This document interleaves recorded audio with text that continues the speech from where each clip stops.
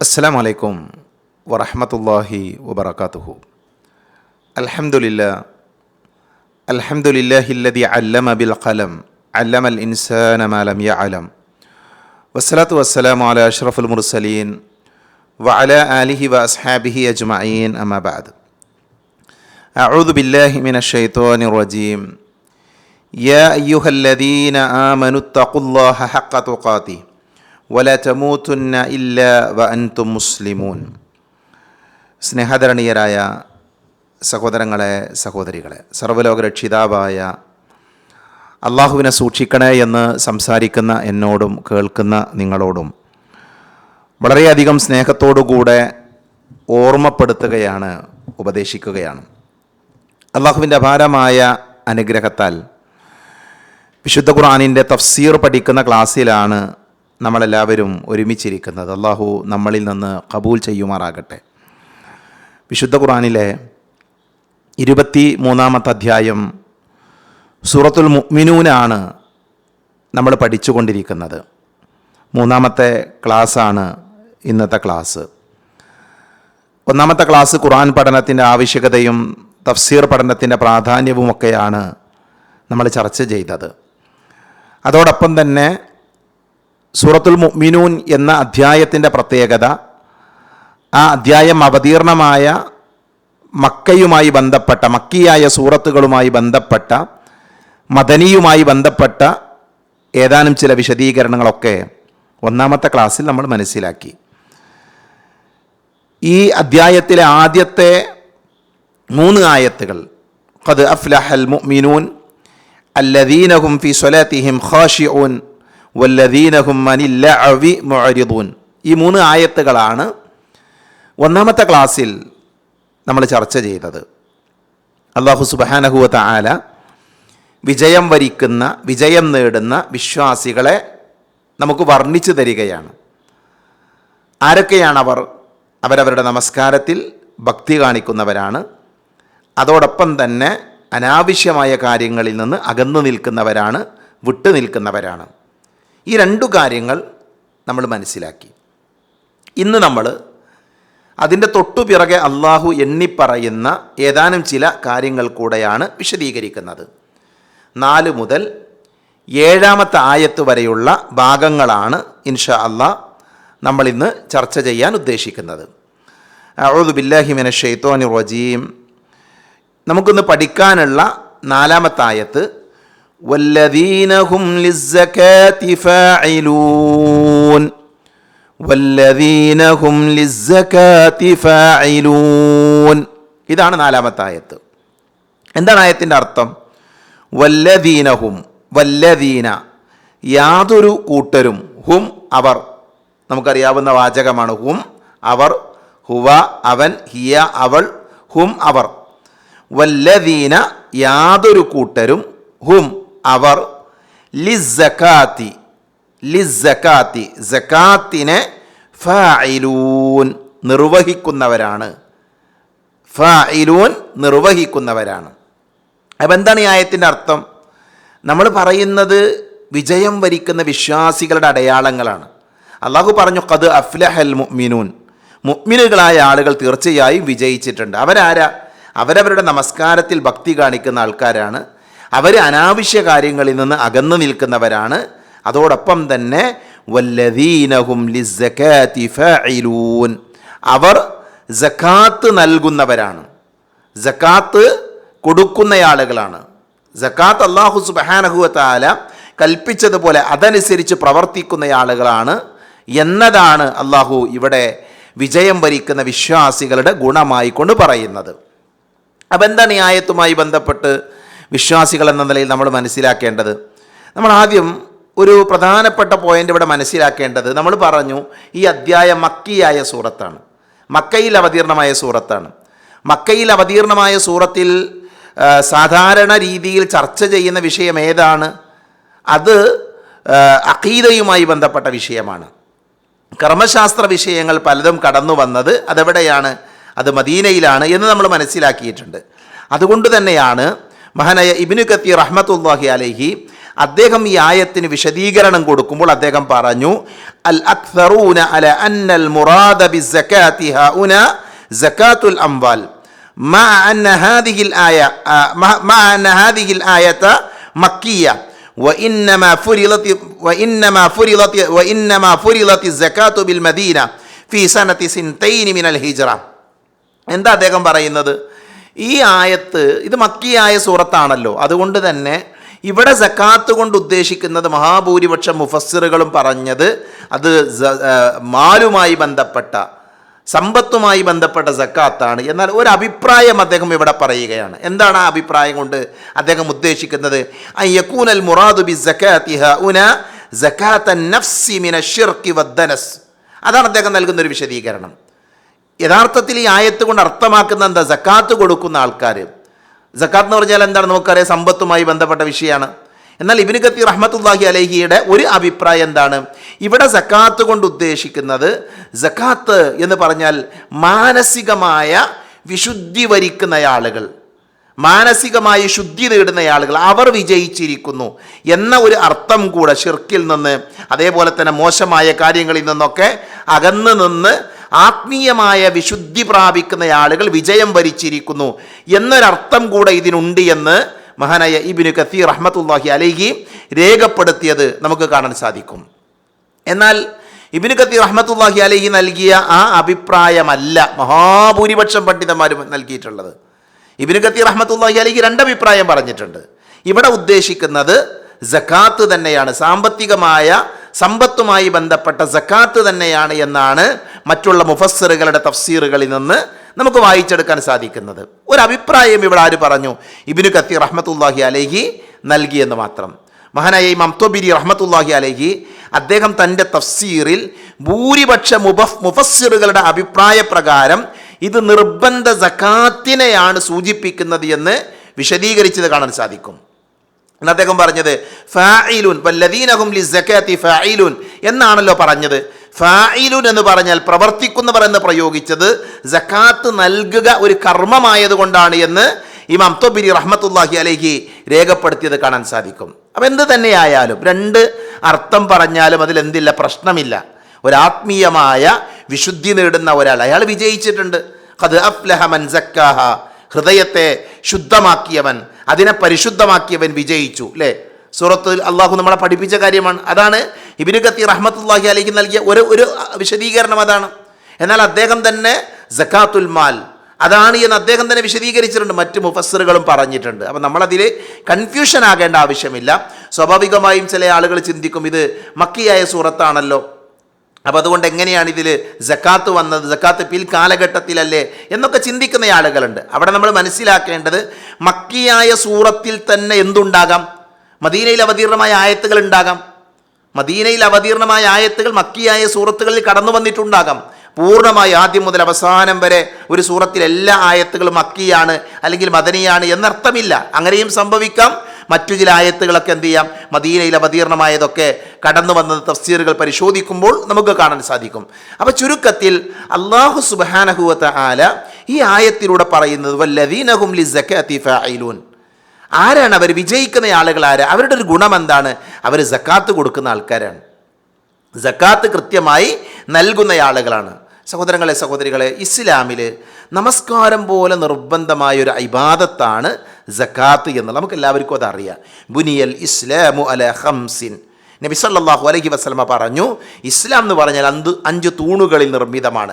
ഷഹാദത്തി അല്ലാ ഇലാഹ ഇല്ലല്ലാഹ് വ അന്ന മുഹമ്മദർ റസൂലുള്ളാഹ് വ ഇഖാമിസ് സ്വലാ വ ഈതാഇസ് സക്കാ വൽ ഹജ്ജ് വ സൗമി റമളാൻ. വ്യത്യസ്തമായ രീതിയിൽ ഈ ഹദീസ് വന്നിട്ടുണ്ട്. അപ്പം ഇസ്ലാം നിർമ്മിതമായ തൂണുകളിൽ നമസ്കാരമുണ്ട്, ഷഹാദത്ത് കലിമുണ്ട്.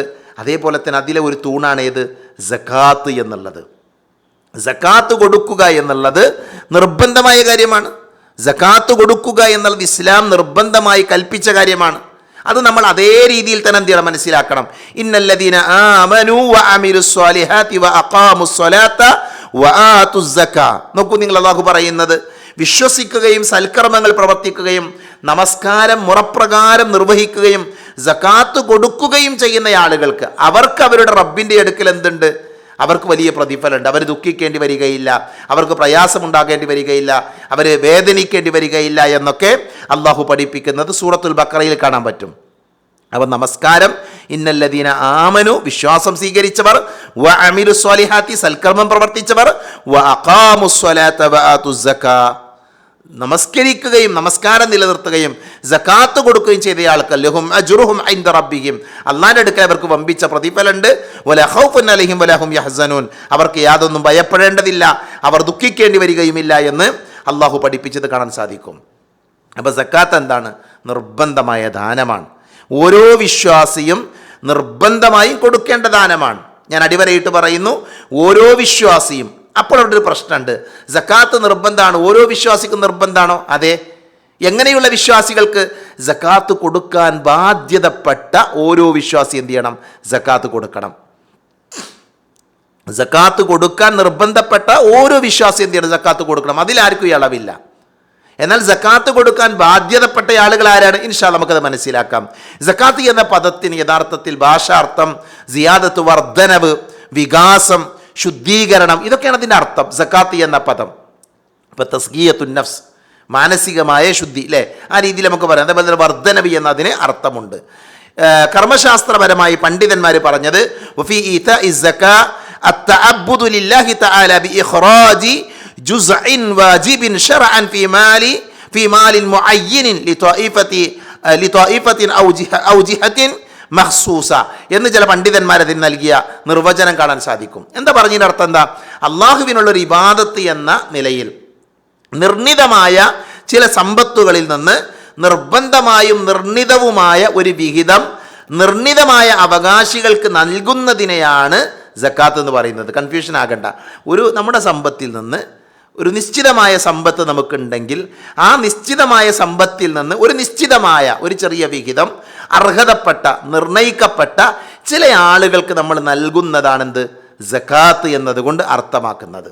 മനസ്സിലായില്ലേ? ഇതാണ് സക്കാത്തുമായി ബന്ധപ്പെട്ട് നമ്മൾ മനസ്സിലാക്കേണ്ടത്. അപ്പോൾ ഇസ്ലാം നിർബന്ധമാക്കിയ ഒരു കർമ്മമാണ് ഏത്? സക്കാത്ത്. അപ്പോൾ സക്കാത്ത് ആരാണ് കൊടുക്കേണ്ടത്? അല്ലാഹു സുബ്ഹാനഹു വ തആല സത്യവിശ്വാസിയായ ഒരാളുടെ മേൽ സക്കാത്ത് ബാധകമാകാൻ രണ്ട് കാര്യങ്ങൾ എന്ത് ചെയ്തിട്ടുണ്ട്? ഷർത്താക്കിയിട്ടുണ്ട്, നിർബന്ധമാക്കിയിട്ടുണ്ട്. രണ്ട് കാര്യങ്ങൾ. അതിലൊന്നെന്താ?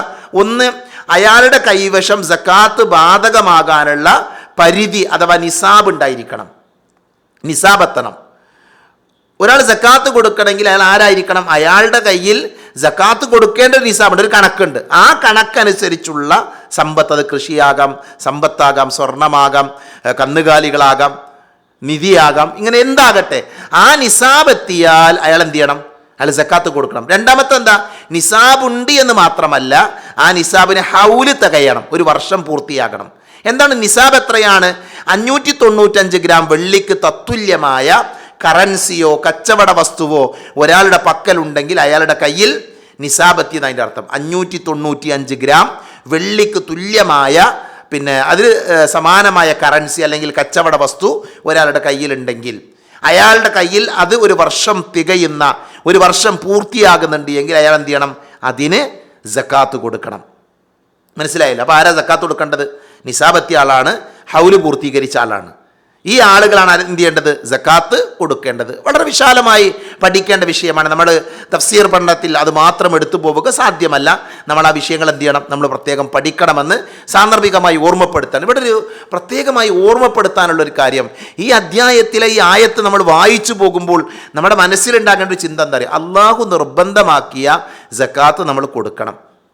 അതിന് ഹൗല് പൂർത്തിയായ നിസാബത്തി എല്ലാവരും തയ്യാറാക്കണം. ഈ ക്ലാസ് കേൾക്കുന്ന ആൾക്കാർ അത് മനസ്സിലാക്കണം. വളരെ ചെറിയ ഉദാഹരണത്തിന് 10.5 പവൻ സ്വർണ്ണമുണ്ടെങ്കിൽ എന്തിനാണ് സക്കാത്ത് കൊടുക്കണം. അതേപോലെ തന്നെ ആടുകൾ, അതേപോലെ തന്നെ ഒട്ടകമാകട്ടെ, പശുവാകട്ടെ, കൃഷിയാകട്ടെ, അതിനൊക്കെ സക്കാത്തുണ്ട്. അതൊക്കെ ഡീറ്റെയിൽ ആയിട്ട് എന്ത് ചെയ്യണം? നമ്മൾ പഠിക്കണം. നമ്മളിൽ മഹാഭൂരിപക്ഷം ആളുകൾക്കും ഒരു ചെറിയ സംഖ്യയെങ്കിലും സക്കാത്ത് കൊടുക്കാനുണ്ടാകും. നമ്മൾ പരിശോധിച്ചാൽ മതി. സ്ഥിരമായി സാലറി വാങ്ങുന്ന ജോലിക്കാരുണ്ട്, കച്ചവട സ്ഥാപനങ്ങളിലുള്ള ആളുകളുണ്ട്, ബിസിനസ് നടത്തുന്ന ആൾക്കാരുണ്ട്, അങ്ങനെ വ്യത്യസ്തരായ ആളുകളുണ്ട്. അതുകൊണ്ട് തന്നെ നമ്മൾ സക്കാത്ത് കൊടുക്കാൻ ബാധ്യതപ്പെട്ടവരാണോ എന്ന് ഓരോരുത്തരും സ്വയം പഠിക്കണം, മനസ്സിലാക്കണം. എന്നൊരു കൊടുക്കേണ്ടവരാണ് എങ്കിൽ നിർബന്ധമായും കൊടുത്തു വിട്ടണം. എങ്കിലാണ് നമുക്ക് ആരാകാൻ പറ്റുക? വിജയികളാകാൻ പറ്റുക. അത് നമ്മൾ എന്ത് ചെയ്യണം, പ്രത്യേകം നമ്മൾ മനസ്സിലാക്കണം. സക്കാത്തിനെ കുറിച്ച് പറയുമ്പോൾ തന്നെ സ്വതക്ക എന്താണ് എന്നുകൂടെ നമ്മൾ മനസ്സിലാക്കണം. സക്കാത്ത് എന്താ നമ്മൾ പറയും? നിർബന്ധമായ ധർമ്മമാണ്. നിർബന്ധമായി നമ്മൾ അത് പാവപ്പെട്ടവൻ്റെ അവകാശമാണ്, അവൻ്റെ ഹക്കാണ്. അത് ഔദാര്യമല്ല, സമ്പന്നൻ്റെ ഔദാര്യമല്ല. ഏതെങ്കിലും റമദാനിലോ ഏതെങ്കിലും തിരഞ്ഞെടുക്കപ്പെട്ട ദിവസങ്ങളിൽ വീടുകളുടെ മുമ്പിൽ പോയി എരന്നു വാങ്ങേണ്ട ഒന്നല്ല. മറിച്ചത് ദരിദ്രന്മാരായ ആളുകൾക്ക് അവകാശപ്പെട്ട കാര്യമാണ്. സക്കാത്തിന് അവകാശികളുണ്ട്, ഖുർആൻ എണ്ണിപ്പടിച്ച അവകാശികളുണ്ട്. അവരുടെ അവകാശമാണ്, അവരുടെ ഹക്കാണത്. എന്നാൽ സ്വതക്ക എന്താ? സ്വതക്ക എന്ന് പറഞ്ഞാൽ ഐച്ഛികമായ ദാനമാണ്. ഐച്ഛികമായ ദാനം ഒരാൾ മനസ്സറിഞ്ഞ് അയാൾ കൊടുക്കുന്ന സമ്പത്താണ്. അത് സമ്പന്നന് കൊടുക്കാം, ദരിദ്രന് കൊടുക്കാം, പാവപ്പെട്ടവന് കൊടുക്കാം, പാവപ്പെട്ടവന് സ്വതക്ക കൊടുക്കാം. അല്ലെ, ഒരാളുടെ കയ്യിൽ അയാളുടെ അന്നത്തെ ദിവസത്തെ കാര്യങ്ങൾ നടത്തിക്കൊണ്ടുപോകാൻ മാത്രമുള്ള വകയുള്ളൂ. അയാൾ അതിൽ നിന്ന് കുറച്ചെടുത്ത് സ്വതക്ക കൊടുത്തു, അയാൾക്ക് കൂലി കിട്ടും. മനസ്സിലായില്ല? അങ്ങനെയാണ് നമ്മളതിന് സ്വതക്കയെ നമ്മൾ മനസ്സിലാക്കേണ്ടത്. നബി സല്ലല്ലാഹു അലൈഹി വസല്ലമയുടെ കാലഘട്ടത്തിൽ അല്ലാഹുവിൻ്റെ റസൂലിൻ്റെ പള്ളിയിലേക്ക് ഒരാൾ വന്നു, നബിൻ്റെ അതിഥിയായിട്ട് വന്നതാണ്. അപ്പം നബി ചോദിച്ചു, ഇദ്ദേഹത്തിന് ഭക്ഷണം കൊടുക്കാൻ ആരുടെയെങ്കിലും എടുക്കലുണ്ടോ? നബിയുടെ വീട്ടിൽ ഭക്ഷണമല്ല. അപ്പോൾ ഒരു സ്വഹാബി കൊണ്ടുപോയി അയാളുടെ വീട്ടിലേക്ക് കൊണ്ടുപോയി. അവ ചെന്ന് നോക്കുമ്പോൾ ഭാര്യ പറയുന്നത് എന്താ, ഇവിടെ നമ്മുടെ കുഞ്ഞിനുള്ള ഭക്ഷണം മാത്രമേ ഉള്ളൂ. ചരിത്രം നമുക്കറിയാം. ലോകത്തൊരു പക്ഷേ ഒരിക്കൽ മാത്രം നടന്ന, വേറെ ചരിത്രങ്ങൾ നമ്മൾ വായിച്ചിട്ടില്ലാത്ത അത്ഭുതകരമായ ചരിത്രമാണ്. ആ അതിഥിക്ക് വേണ്ടി ഭക്ഷണം വിളമ്പി, കുഞ്ഞിനുള്ള ഭക്ഷണം വിളമ്പി, വിളക്കണച്ചു. വീട്ടുകാരൻ ഭക്ഷണം കഴിക്കുന്നത് പോലെ അഭിനയിച്ചു, അതിഥിയെ പൂർണ്ണമായി സൽക്കരിച്ചു. അള്ളാഹു അവരെക്കുറിച്ച് തൃപ്തിപ്പെട്ടു എന്ന് ഖുർആനിലൊക്കെ അള്ളാഹു പഠിപ്പിക്കുന്നുണ്ട്. വളരെ പ്രസിദ്ധമായ ചരിത്രമാണ്. നോക്കൂ നിങ്ങൾ, ആ മനുഷ്യൻ നൽകിയത് സ്വതക്കയാണ്. അയാൾ ദരിദ്രനാണ്, എന്നിട്ടും അയാൾ സ്വതക്ക നൽകുകയാണ്. അയാളുടെ ഭക്ഷണം മറ്റൊരാൾക്ക് പകുത്തു കൊടുക്കുകയാണ്. അല്ലേ, ചരിത്രത്തിൽ നമുക്കത് വായിക്കാൻ സാധിക്കും. അലി റളിയല്ലാഹു അൻഹും ഫാത്തിമ റളിയല്ലാഹു അൻഹയും അവർ രണ്ടുപേരും ആശിച്ച് ഭക്ഷണം ഉണ്ടാക്കുകയാണ്. വിശപ്പ് കൊണ്ട് പ്രയാസപ്പെട്ട് നിൽക്കുന്ന സമയമാണ്, പട്ടിണിയിലാണ്. അപ്പോഴാണ് ഒരാൾ ചോദിച്ചു വരുന്നത്. ആ ചോദിച്ചു വരുന്ന ആൾക്ക് അവരുണ്ടാക്കിയ ഭക്ഷണം കൊടുക്കാൻ അവർ സന്നദ്ധരായ ചരിത്രം നമ്മൾ വായിക്കുന്നുണ്ട്. ഞാൻ പറയുന്നത് സ്വതക്ക എന്താണ്? ഐച്ഛികമായ ദാനമാണ്, മനസ്സറിഞ്ഞു കൊടുക്കുന്നതാണ്. അത് സമ്പന്നന് കൊടുക്കുക, ദരിദ്രന് കൊടുക്കുക, ആർക്കും കൊടുക്കാം. മനസ്സിലായില്ലേ? അപ്പോൾ അതുകൊണ്ട് തന്നെ ഈ 2 പോയിന്റുകൾ നമ്മുടെ മനസ്സിലുണ്ടാകണം. ഒന്ന്, സക്കാത്ത്. നമ്മൾ സക്കാത്ത് കൊടുക്കാൻ ബാധ്യതപ്പെട്ടവരാണോ എന്ന് ഓരോരുത്തരും പരിശോധിക്കണം. 2, ഐച്ഛികമായ ദാനങ്ങൾ. നമ്മുടെ പള്ളികൾ നിലനിൽക്കുന്നത്, സ്ഥാപനങ്ങൾ നിലനിൽക്കുന്നത്, നമ്മുടെ നാട്ടിൽ പല സംവിധാനങ്ങളും മുന്നോട്ട് പോകുന്നത് എന്തുകൊണ്ടാണ്? ആളുകൾ മനസ്സറിഞ്ഞ് സ്വതക്ക നൽകുന്നത് കൊണ്ടാണ്, അവർ മനസ്സറിഞ്ഞ് സ്വതക്ക കൊടുക്കുന്നതുകൊണ്ടാണ്. അതുകൊണ്ട് അത് നമ്മൾ എന്ത് ചെയ്യണം? ഏറ്റെടുക്കണം. അത് നമ്മൾ എന്ത് ചെയ്യണം? കൃത്യമായി ശ്രദ്ധിക്കേണ്ടതുണ്ട്. പ്രിയപ്പെട്ടവരെ, എന്താണ് ഈ സക്കാത്ത് നൽകിയാലുള്ള ഗുണം? എന്താ? ഒന്നാമത്തെ കാര്യം, ഇപ്പം നമ്മൾ പഠിക്കുന്ന അധ്യായത്തിലെ തൊട്ടു പിറകിൽ വരുന്ന ആയത്തിലൂടെ അള്ളാഹു പറയുന്നുണ്ട്, ഉലൈക ഹുമുൽ വാരിഥൂൻ അല്ലദീന യരിഥൂനൽ ഫിർദൗസ ഹും ഫീഹാ ഖാലിദൂൻ. സത്യവിശ്വാസികൾ വിജയിച്ചിരിക്കുന്നു. അവരുടെ അടയാളം എന്താ? നിസ്കരിക്കുന്നവരാണ്, അനാവശ്യത്തിൽ മാറി നിൽക്കുന്നവരാണ്, സക്കാത്ത് കൊടുക്കുന്നവരാണ് എന്നൊക്കെ പറഞ്ഞിട്ട് അള്ളാഹു പറയുന്നതാ ഉലൈക ഹുമുൽ വാരിഥൂൻ. അങ്ങനെയുള്ളവർ തന്നെയാണ് അനന്തരാവകാശികൾ. എന്തിൻ്റെ? അതായത് ജന്നാത്തുൽ ഫിർദൗസിൻ്റെ അനന്തരാവകാശികൾ. സക്കാത്ത് കൊടുക്കുന്ന ആളുകൾ ശാശ്വതമായ സ്വർഗത്തിൽ ഇടം ലഭിക്കുന്നവരാണ് എന്ന് അള്ളാഹു സുബ്ഹാനഹു വ തആല നമ്മളെ പഠിപ്പിക്കണം. അതേപോലെ അള്ളാഹു പറയുന്നുണ്ട്, സക്കാത്ത് കൊടുക്കുന്ന ആൾക്കാർ അല്ലദീന യുൻഫിഖൂന അംവാലഹും ബില്ലൈലി വന്നഹാരി സിർറൻ വഅലാനിയ ഫലഹും അജ്റുഹും ഇൻദ റബ്ബിഹിം വലാ ഖൗഫുൻ അലൈഹിം വലാ ഹും യഹ്സനൂൻ. സൂറത്തുൽ ബഖറയിൽ അള്ളാഹു പറയാ, രാത്രിയും പകലും രഹസ്യമായും പരസ്യമായും തങ്ങളുടെ ദാനം ചെലവഴിക്കുന്നവർ ആരോ അവർക്ക് അവരുടെ രക്ഷിതാവിങ്കൽ അർഹമായ പ്രതിഫലമുണ്ട്, അവർക്ക് യാതൊന്നും ഭയപ്പെടാനില്ല, അവർ ദുഃഖിക്കേണ്ടി വരികയുമില്ല. സക്കാത്ത് കൊടുക്കുന്ന ആൾക്കാർ, സ്വതക്ക നൽകുന്ന ആൾക്കാർ, അവർക്ക് ഭയവും ദുഃഖമൊന്നും ഉണ്ടാകൂല. അവർ സന്തോഷത്തോടു കൂടെ അവർക്ക് എന്ത് ചെയ്യാൻ പറ്റും? ഇരുലോകത്തും ജീവിക്കാൻ സാധിക്കുമെന്നാണ്. അതേപോലെ നബി പറഞ്ഞു, കത്തിജ്വലിക്കുന്ന മഹ്ശറയുടെ ഭയാനകത നമുക്കറിയാം, ആ ഭീകരത നമുക്കറിയാം. സൂര്യൻ മനുഷ്യനോട് അടുത്തു നിൽക്കുന്ന വളരെ ഭീകരമായ രംഗമാണ്. ആ സമയത്തെക്കുറിച്ച് നബി പറയുന്നുണ്ട്, കുല്ലും ബ്രിഇൻ ഫീ ദില്ലി സ്വദഖതിഹി ഹത്താ യുഫ്സല ബൈനന്നാസ്. മനുഷ്യർക്കിടയിൽ വിധി തീർപ്പുണ്ടാക്കുന്നത് വരെ ഓരോ മനുഷ്യനും അവൻ്റെ ദാനധർമ്മങ്ങളുടെ തണലിലായിരിക്കും. അപ്പം നാളെ പരലോകത്ത് സക്കാത്ത് കൊടുക്കുന്ന ആളുകൾക്ക് അവരുടെ സക്കാത്ത്, അവരുടെ സ്വതക്ക ഒരു തണലായി വരുമെന്ന് നബി സല്ലല്ലാഹു അലൈഹി വസല്ലമ നമ്മളെ പഠിപ്പിച്ച് കാണാൻ പറ്റും. അതേപോലെ ഇരട്ടിയായ പ്രതിഫലം സക്കാത്ത് കൊടുക്കുന്ന ആളുകൾ, അതിരുകളില്ലാത്ത വലിയ വർധനവിൽ എന്ത് ചെയ്യും, പ്രതിഫലം ലഭിക്കുമെന്ന് അള്ളാഹു പഠിപ്പിക്കും. മസലുല്ലദീന യുൻഫിഖൂന അംവാലഹും ഫീ സബീലില്ലാഹി കമസലി ഹബ്ബത്തിൻ അംബതത് സബ്അ സനാബില ഫീ കുല്ലി സുംബുലത്തിൻ മിഅതു ഹബ്ബ വല്ലാഹു യുദാഇഫു ലിമൻ യശാ എന്ന് പറഞ്ഞു സൂറത്തുൽ ബഖറയിൽ അള്ളാഹു വിശദീകരിക്കുന്നുണ്ട്. അള്ളാഹുവിൻ്റെ മാർഗത്തിൽ തങ്ങളുടെ ധനം ചെലവഴിക്കുന്നവരെ ഉപമിക്കാവുന്നത് ഒരു ധാന്യമണിയോടാകുന്നു. അത് 7 കതിരുകൾ ഉൽപ്പാദിപ്പിച്ചു. ഓരോ കതിരിലും 100 ധാന്യമണികൾ അള്ളാഹു താൻ ഉദ്ദേശിക്കുന്നവർക്ക് ഇനിയും ഇരട്ടിയായി നൽകുന്നു. ഇതാരെക്കുറിച്ചാ? സക്കാത്തും സ്വതക്കയും ഒക്കെ കൊടുക്കുന്ന, അള്ളാഹുവിൻ്റെ മാർഗത്തിൽ സമ്പത്ത് വിനിയോഗിക്കുന്ന ആൾക്കാരെ കുറിച്ചാണ്. വലിയ പ്രതിഫലമാണ് സക്കാത്ത് കൊടുക്കുന്ന ആളുകളെ കാത്തിരിക്കുന്നത്, സ്വതക്ക നൽകുന്ന ആളുകളെ കാത്തിരിക്കുന്നത്. അവർക്ക് നരകമോചനമുണ്ട്. നബി പറഞ്ഞു, വസ്വദഖതു തുത്ഫിഉൽ ഖതീഅത കമാ യുത്ഫിഉൽ മാഅ അന്നാർ. വെള്ളം തീയിനെ കെടുത്തുന്നത് പോലെ ദാനധർമ്മങ്ങൾ പാപങ്ങളെ കെടുത്തിക്കളയുമെന്ന് നബി സല്ലല്ലാഹു അലൈഹി വസല്ലം പഠിപ്പിച്ചത്, മായ്ച്ചു കളയുമെന്ന് പഠിപ്പിച്ചത് ഇമാം തുർമുദി ഉദ്ധരിക്കുന്ന ഹദീസിൽ കാണാൻ പറ്റും.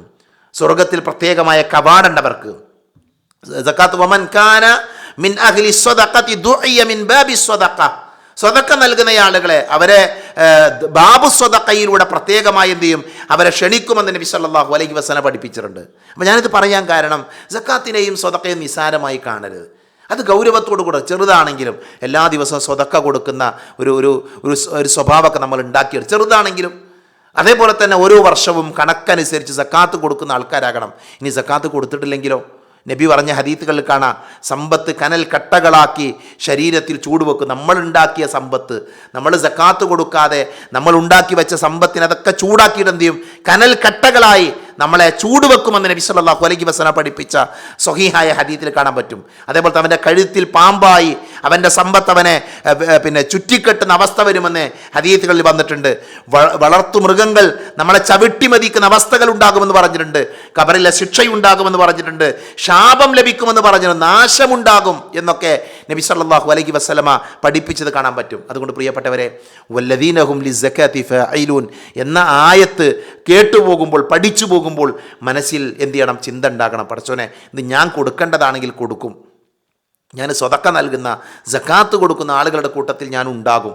അപ്പം അങ്ങനെ ഒരു പഠനം കൂടെ, അങ്ങനെ ഒരു ആലോചന കൂടെ ഈ ആയത്ത് പഠിച്ചു പോകുമ്പോൾ ഓരോരുത്തർക്കും ഉണ്ടാകണമെന്ന് സ്നേഹത്തോടു കൂടെ ഓർമ്മപ്പെടുത്തുകയാണ്. ഇനി 5-ാമത്തെ ആയത്ത് അള്ളാഹു പറയുന്നത്, വല്ലദീനഹും ലിഫുറൂജിഹിം ഹാഫിദൂൻ. വല്ലദീനഹും ലിഫുറൂജിഹിം ഹാഫിദൂൻ. എന്താ അള്ളാഹു പറയുന്നത്? തങ്ങളുടെ ഗുഹ്യസ്ഥാനങ്ങളെ സൂക്ഷിച്ചു വരുന്നവരും വിജയം വരിക്കുന്ന വിശ്വാസികളുടെ ഗുണമായിക്കൊണ്ട് അള്ളാഹു പഠിപ്പിക്കുകയാണ്. എന്താ പഠിപ്പിക്കുന്നത്? അവരാരാണ്? അവർ തങ്ങളുടെ ഗുഹ്യസ്ഥാനങ്ങളെ സൂക്ഷിക്കുന്ന ആളുകളാണ്. ഇല്ല അല അസ്വാജിഹിം ഔ മാ മലകത് ഐമാനുഹും ഫഇന്നഹും ഗൈറു മലൂമീൻ. ആ ആയത്തിനോട് ചേർത്ത് വായിക്കേണ്ട ആയത്താണ്. ഇല്ല അല അസ്വാജിഹിം. അല്ലാഹു പറഞ്ഞു, വല്ലദീനഹും ലിഫുറൂജിഹിം ഹാഫിദൂൻ, തങ്ങളുടെ ഗുഹ്യസ്ഥാനങ്ങളെ സൂക്ഷിച്ചു വരുന്നവരും. ഇല്ല അല അസ്വാജിഹിം ഔ മാ മലകത് ഐമാനുഹും ഫഇന്നഹും ഗൈറു മലൂമീൻ, തങ്ങളുടെ ഇണകളുടെയോ തങ്ങളുടെ വലത് കൈകൾ ഉടമപ്പെടുത്തിയവരുടെയോ അഥവാ അടിമ സ്ത്രീകൾ കാര്യത്തിലൊഴികെ തീർച്ചയായും അവർ ആക്ഷേപത്തിന് അർഹരല്ല എന്ന് അള്ളാഹു പഠിപ്പിക്കുന്നുണ്ട്. എന്നാൽ ആരെങ്കിലും ഇപ്പോൾ ഈ നിശ്ചയിച്ച വലങ്കൈ ഉടമപ്പെടുത്തിയവർ, ഭാര്യമാർ, അവരല്ലാത്ത വഴികൾ തേടിയാൽ, അതിരി കവിഞ്ഞാൽ അവരെന്ത് ചെയ്യും? അവരെ സംബന്ധിച്ചിടത്തോളം അവർ അതിരി കവിഞ്ഞവരാണ്, അതിക്രമകാരികളാണ് എന്ന് അല്ലാഹു സുബ്ഹാനഹു വ തആല പഠിപ്പിക്കുന്നത് കാണാൻ പറ്റും. 3 ആയത്തുകൾ നമ്മളിവിടെ പറഞ്ഞു. വല്ലദീനഹും ലിഫുറൂജിഹിം ഹാഫിദൂൻ, തങ്ങളുടെ ഗുഹ്യസ്ഥാനങ്ങളെ സൂക്ഷിച്ചു വരുന്നവർ. ഇല്ല അല അസ്വാജിഹിം ഔ മാ മലകത് ഐമാനുഹും ഫഇന്നഹും ഗൈറു മലൂമീൻ, തങ്ങളുടെ ഇണകളുടെയോ തങ്ങളുടെ വലത് കൈകൾ ഉടമപ്പെടുത്തിയവരുടെയോ അഥവാ അടിമ സ്ത്രീകൾ കാര്യത്തിലൊഴികെ തീർച്ചയായും അവർ ആക്ഷേപത്തിന് അർഹരല്ല. എന്താണ് ഇവിടെ ഉദ്ദേശിക്കുന്നത്? ഇപ്പം നമ്മൾ പറഞ്ഞു വല്ലദീനഹും ലിഫുറൂജിഹിം ഹാഫിദൂൻ. പ്രിയപ്പെട്ടവരെ, അല്ലാഹു സുബ്ഹാനഹു വ തആല മനുഷ്യനോട് പലതരത്തിലുള്ള വിശുദ്ധി കൈവരിക്കാൻ പഠിപ്പിക്കുന്നുണ്ട്. പലതരത്തിലുള്ള വിശുദ്ധി സാമ്പത്തിക രംഗത്തുണ്ടാകണം. അതേപോലെ തന്നെ ലൈംഗിക വിശുദ്ധി കാത്തു സൂക്ഷിക്കുക എന്നുള്ളത് ഒരു വിശ്വാസിയുടെ മേൽ വളരെ പ്രാധാന്യമുള്ള വിഷയമാണ്. ഒരു വിശ്വാസി വിജയിക്കണമെങ്കിൽ ആ വിജയത്തിൻ്റെ അടയാളമാണ് അവൻ എന്ത് ചെയ്യണം? അവനവൻ്റെ ലൈംഗികാവയവങ്ങളെ സൂക്ഷിക്കണം. മനസ്സിലായില്ലേ? അവനവൻ്റെ ലൈംഗികാവയവങ്ങളെ സൂക്ഷിക്കണം. ഞാൻ വിശദീകരിക്കാം. ആദ്യം നമ്മൾ അതിൻ്റെ തൊട്ടു പിറകെയുള്ള ആയത്തൊന്ന് മനസ്സിലാക്കിയതിന് ശേഷം ആദ്യത്തെ ആയത്തിലേക്ക് വരാം. ഇല്ല അല അസ്വാജിഹിം, എവിടെയാണ് ഒരു മനുഷ്യനെ സംബന്ധിച്ചിടത്തോളം അവൻ്റെ മനസ്സിൻ്റെ ആഗ്രഹമാണ്, ലൈംഗികമായ ആഗ്രഹങ്ങൾ ഉണ്ടാകും, ചിന്തകൾ ഉണ്ടാകും. ഇത് പടച്ചവനറിയാം, അള്ളാഹ്ക്കറിയാം. അള്ളയാണ് നമ്മളെ പടച്ചത്. അതുകൊണ്ട് തന്നെ അള്ളാഹു അതിനാണ് വിവാഹമെന്ന് പറയുന്ന പരിശുദ്ധമായ സംവിധാനം ഉണ്ടാക്കിയത്. എന്നിട്ട് അള്ളാഹ് പറഞ്ഞു, അവരവരുടെ ലൈംഗികമായ ആഗ്രഹങ്ങൾ പ്രകടിപ്പിക്കേണ്ടത്, അത് പൂർത്തീകരിക്കേണ്ടത് എവിടെയാ? ഭാര്യമാരിലാണ്, ഇണകളിലാണ്. അതോടൊപ്പം തന്നെ ഔമാ മലക്കത്ത് ഐമാനുഹും, അവരുടെ വലങ്കൈകൾ ഉടമപ്പെടുത്തിയവരും.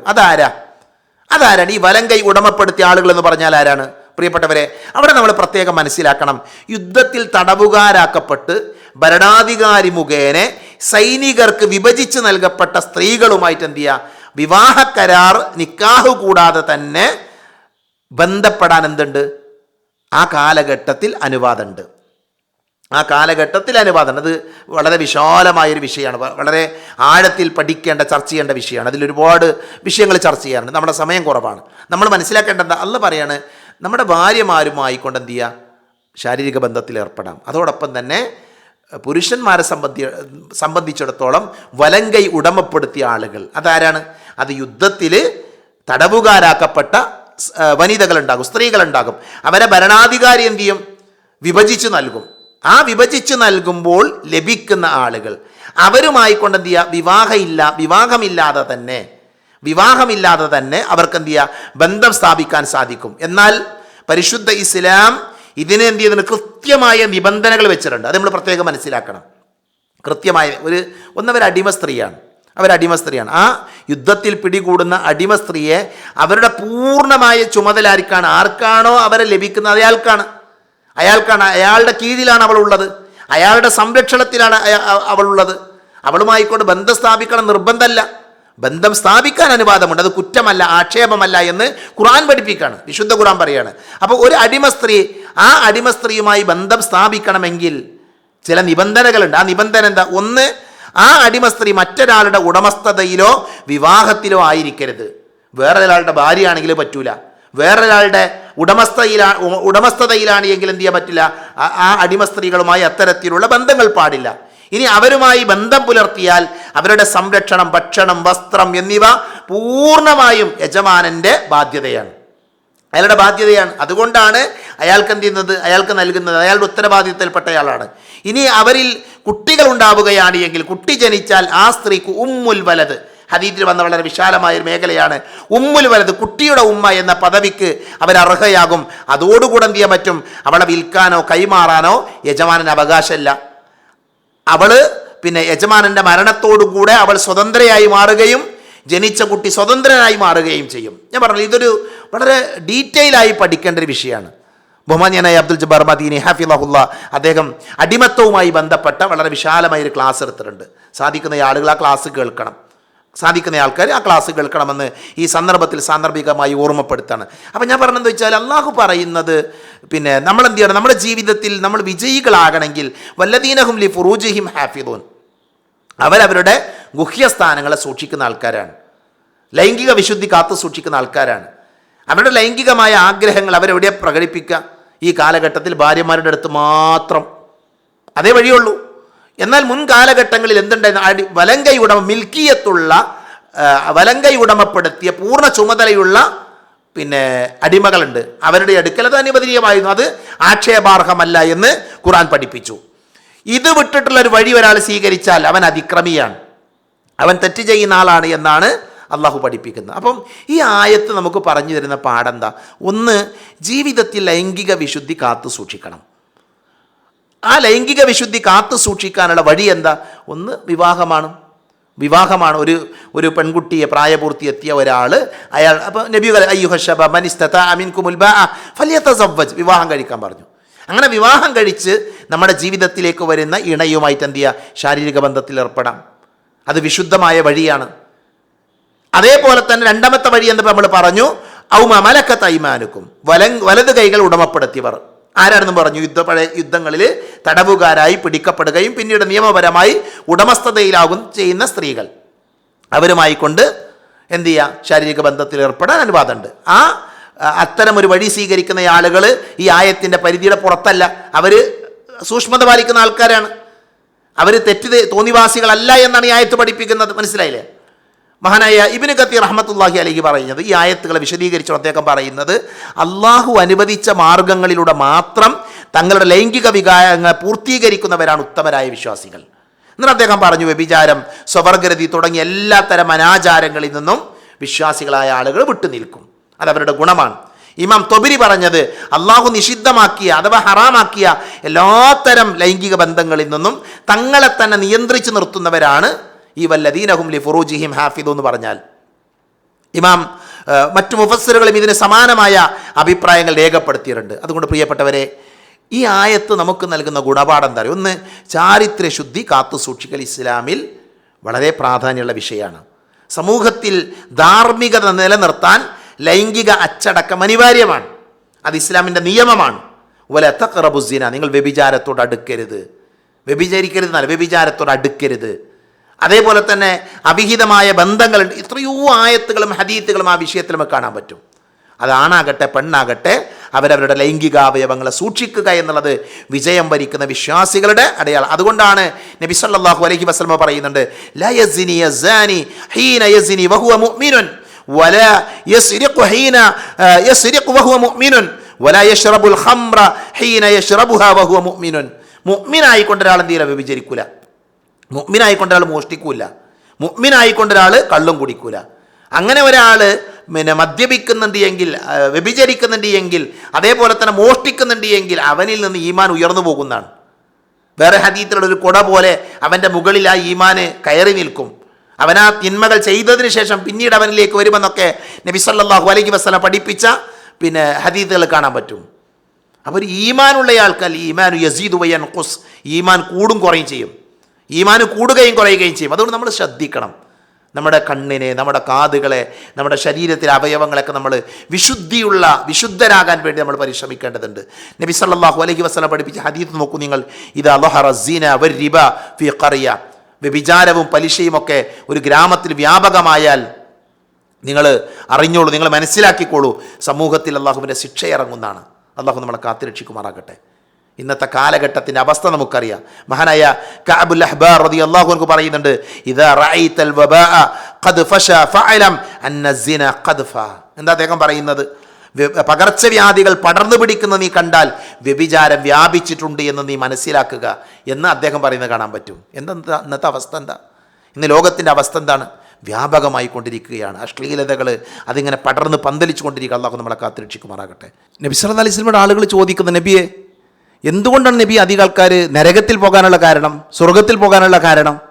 നബി പറഞ്ഞത് തഖ്വല്ലാഹ് വ ഹുസ്നുൽ ഖുൽഖ്, സൽസ്വഭാവമാണ്, തഖ്വയാണ്. അതേ നബി പറയുന്നത് വസുഇല അൻ അക്തരി മാ യുദ്ഖിലു നാസ് അന്നാർ ഫഖാല അൽ ഫമു വൽ ഫർജ്, ലൈംഗികാവയവും നാവുമാണ് അധിക ആളുകളെയും നരകത്തിലേക്ക് എത്തിക്കുന്നത് എന്ന് നബി പഠിപ്പിച്ചിട്ടുണ്ട്. അപ്പോൾ അതിൻ്റെ ഗൗരവം നമ്മൾ മനസ്സിലാക്കണം. അതിൻ്റെ എന്താ പറയുക, അതുകൊണ്ടുള്ള അപകടങ്ങൾ നമ്മൾ മനസ്സിലാക്കണം. ലൈംഗിക വിശുദ്ധി ഇല്ല എങ്കിൽ മനുഷ്യൻ അധപതിക്കുകയാണ്, പരലോകത്ത് അവൻ പരാജയപ്പെടുകയാണ്, ദുനിയാവിൽ അവൻ അപമാനിതനാവുകയാണ്. അതുകൊണ്ട് ഇത് ഗൗരവമുള്ള വിഷയമാണ്. പിന്നെ നബി സല്ലല്ലാഹു അലൈഹി വസല്ലമ സ്ത്രീകളോട് പറയുന്നുണ്ട്, അയ്യുംറഅത്തിൻ, ഏതൊരു സ്ത്രീയാണ് അവർ സുഗന്ധം പൂശി ആളുകൾ അവരുടെ സുഗന്ധത്തിൽ നിന്ന് ലഭിക്കുന്നതിനായി അവരുടെ ഇടയിലൂടെ നടന്നു പോവുകയാണ് എങ്കിൽ അവൾ ആരാ? അവൾ വ്യഭിചാരിണിയാണ് എന്ന് നബി സല്ലല്ലാഹു അലൈഹി വസല്ലം പഠിപ്പിച്ചു. പെണ്ണുങ്ങൾ ശ്രദ്ധിക്കേണ്ട കാര്യമാണ്, സഹോദരികൾ ശ്രദ്ധിക്കേണ്ട കാര്യമാണ്. അതേപോലെ തന്നെ പിന്നെ ഒരു പുരുഷനും ഒരു സ്ത്രീയും ഒറ്റക്കാകാൻ പാടില്ല. ഈ അശ്ലീലതയുടെ വ്യഭിചാരത്തിലേക്ക് എത്തിക്കുന്ന ലൈംഗിക വിശുദ്ധിയിൽ നിന്ന് നമ്മളെ തകർത്തുകൾ എല്ലാ വാതിലും ഇസ്ലാം അടക്കാണ്, എല്ലാ വാതിലും അടക്കാണ്. അത് നമ്മുടെ ദീനിൻ്റെ പ്രത്യേകതയാണ്. അതുകൊണ്ട് ഈ ദീനിൻ്റെ നിയമങ്ങളിൽ നമ്മൾ സുരക്ഷിതരാണ് എന്ന് എന്ത് ചെയ്യുക, നമ്മൾ മനസ്സിലാക്കുക. അപ്പോൾ നമ്മളിന്ന് ഏതാനും ചില ആയത്തുകൾ നമ്മൾ പഠിച്ചു മനസ്സിലാക്കി. നമ്മൾ സക്കാത്തിനെ കുറിച്ച് നമ്മൾ പറഞ്ഞു, സ്വതക്കയുമായി ബന്ധപ്പെട്ട വിഷയം പറഞ്ഞു. അതേപോലെ തന്നെ പിന്നെ ലൈംഗിക വിശുദ്ധിയുമായി ബന്ധപ്പെട്ട കാര്യങ്ങൾ, ഔമാ മലക്കത്ത് ഐമാനുക്കും എന്ന് പറഞ്ഞാൽ അതുകൊണ്ട് അർത്ഥമാക്കുന്ന എന്താണെന്ന് പറഞ്ഞു. അതല്ലാത്ത വഴികൾ വിട്ട് മറ്റു വഴികൾ സ്വീകരിക്കുന്ന ആളുകൾ അവർ അക്രമികളാണ്, അതിരുവിട്ടവരാണ്, അവരെ കാത്തിരിക്കുന്ന ശിക്ഷയാണ് എന്ന് പഠിച്ചു. അതുകൊണ്ട് പ്രിയപ്പെട്ടവരെ, ഈ അധ്യായം നമുക്ക് നൽകുന്ന പാഠം എന്താണ്? സത്യവിശ്വാസികൾ വിജയിച്ചിരിക്കുന്നു. ആരാണ് അവർ? അവർ നമസ്കാരത്തിൽ ഭക്തി ഉള്ള ആളുകളാണ്, അവർ അനാവശ്യ കാര്യങ്ങളിൽ നിന്ന് അകന്നു നിൽക്കുന്ന ആൾക്കാരാണ്, അവർ സക്കാത്ത് നൽകുന്നവരാണ്, അവർ ലൈംഗിക വിശുദ്ധി കാത്തു സൂക്ഷിക്കുന്ന ആളുകളാണ്. അതുകൊണ്ട് ഈ ഗുണങ്ങളൊക്കെ ജീവിതത്തിൽ നിലനിർത്താൻ വേണ്ടി നമ്മൾ ഓരോരുത്തരും കഠിനമായി പരിശ്രമിക്കുക, നമ്മൾ പ്രാർത്ഥിക്കുക. ഇൻഷാ അല്ലാഹ് ഇതിൻ്റെ ബാക്കി ആയത്തുകൾ വരുന്ന ക്ലാസ്സുകൾ നമുക്ക് വിശദീകരിക്കാം. അള്ളാഹു കാര്യങ്ങൾ കൃത്യമായി പഠിക്കാൻ, മനസ്സിലാക്കാൻ, ഉൾക്കൊള്ളാൻ നമ്മെ എല്ലാവരെയും അനുഗ്രഹിക്കുമാറാകട്ടെ. അറിഞ്ഞുമറിയാതെയും നമ്മുടെ ജീവിതത്തിൽ സംഭവിച്ചു പോയ ചെറുതും വലുതുമായ എല്ലാ തെറ്റുകുറ്റങ്ങളും അള്ളാഹു പുറത്ത് മാപ്പാക്കി തരുമാറാകട്ടെ. രോഗം കൊണ്ട് ബുദ്ധിമുട്ടുന്നവരുണ്ട്, അള്ളാഹു ഷിഫ നൽകുമാറാകട്ടെ. മരണപ്പെട്ടു പോയവരുണ്ട്, അള്ളാഹു മഗ്ഫിറത്ത് നൽകുമാറാകട്ടെ. വിശുദ്ധ ഖുർആൻ മുന്നിൽ വെച്ച് ജീവിക്കുന്ന, ആ ഖുർആനിൻ്റെ കൽപ്പനകൾ ജീവിതത്തിൽ പ്രാവർത്തികമാക്കുന്ന നല്ല ആളുകളുടെ കൂട്ടത്തിൽ അള്ളാഹു നമ്മെല്ലാവരെയും ഉൾപ്പെടുത്തുമാറാകട്ടെ. വആഖിറു ദഅ്വാനാ അനിൽ ഹംദുലില്ലാഹി റബ്ബിൽ ആലമീൻ. അസ്സലാമു അലൈക്കും വറഹ്മത്തുള്ളാഹി വബറകാതുഹു.